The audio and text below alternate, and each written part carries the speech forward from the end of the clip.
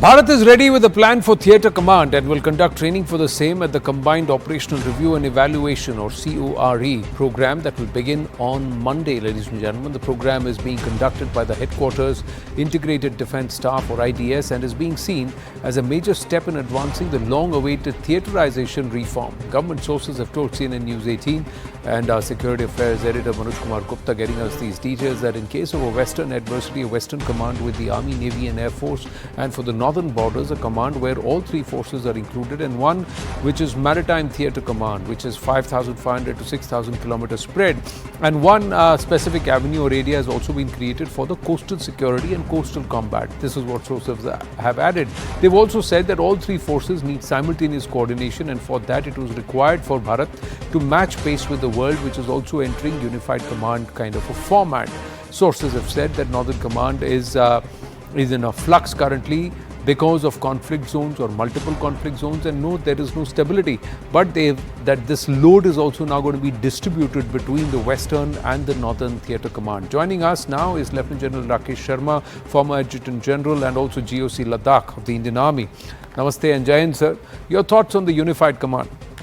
Thank you, Anand, for inviting me. So it's one of the most important reforms being carried out, and it's a great progress being made finally to have theatre commands in the Indian Armed Forces, and combining the large layers that we had to fight the two adversaries.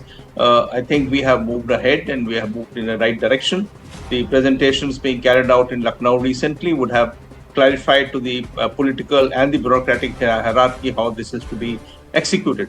Now, we know, as you rightly pointed out, that there are three commands being spoken about. One in Lucknow, which is the northern one the western located at Jaipur, the third one, the maritime one located at Trivandrum.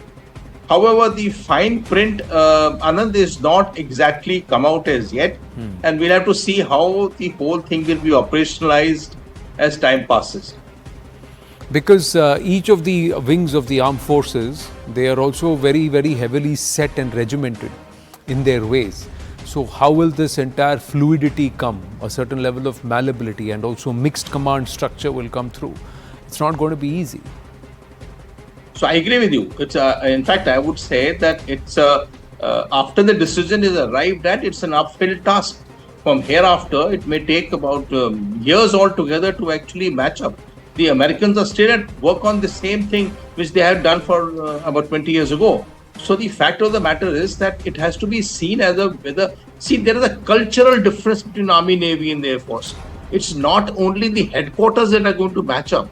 There is promotional structure difference. There is the confidential report system is different. There are legal systems different. Of course, some work has been done on the legal systems.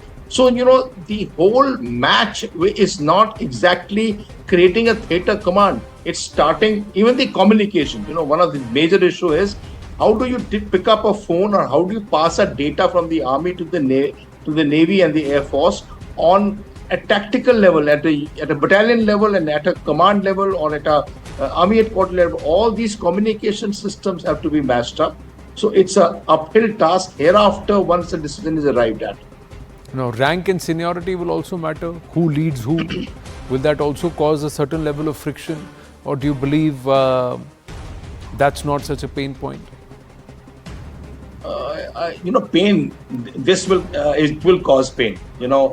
Frankly, I'll tell you, the rank at which an officer in the Indian Army becomes a brigadier or a major general or a lieutenant general is way higher than the time frame similarly for the Air Force or the Navy. So now when you have joint headquarters, when you have a major general posted, say, a joint headquarters in say, Lucknow, now you will find a major general maybe becoming major general now, but by service of his commission, he may be later date time frame. So, how do you match all this? Who becomes seniority? It will require a cultural change. That cultural change is very, the type of confidential reports that the Army provides is way different than what the Air Force and the Navy write. It's way different how the doctors write. The doctors have a decimal system of writing reports, only very peculiar to the doctors. And there are differentiation between the Army and the Navy and the Air Force, and how does it match up? So there has to be great amount of work done on HR issues as also operational issues. Who will the theatre commanders report to? Whether they'll report to the CDS or they will report to a chief of staff committee, or there'll be a new committee being formed in Delhi which will oversee the operational functioning of the command headquarters. These are fine print, but these are very important issues to handle in thereafter. I'll also say, Anand, just a second on this one. I hope there is delayering. You know what I mean is that the whole issue was to combine the Army, Navy, Air Force, and then the horizontalization of kind of, removing a layer of 17 commands which are there. So how is the delayering being done? All this issue has to come up in time. True. How soon should we do slow and steady kind of an approach to this, or will the change have to be radical and with the attitude of karna hai to karna hai and let's do it faster rather than do it slow and steady? How do you see what's best? So you can't ramrod it here.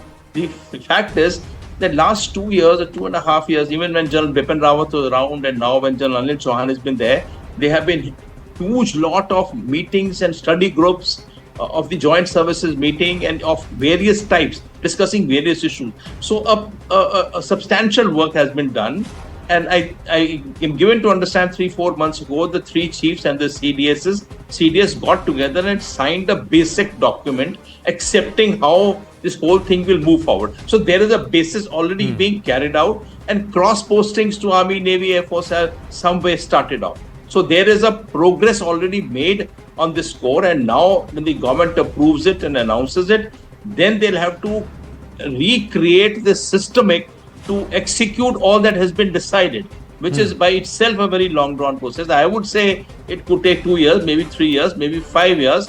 I don't think we should push it in, but structures are necessary to start combining together. Right. General Sharma, thank you very much. Always a pleasure speaking with you. Thank you, sir. Thank you for your time. Pleasure. Thank you, sir. Namaste.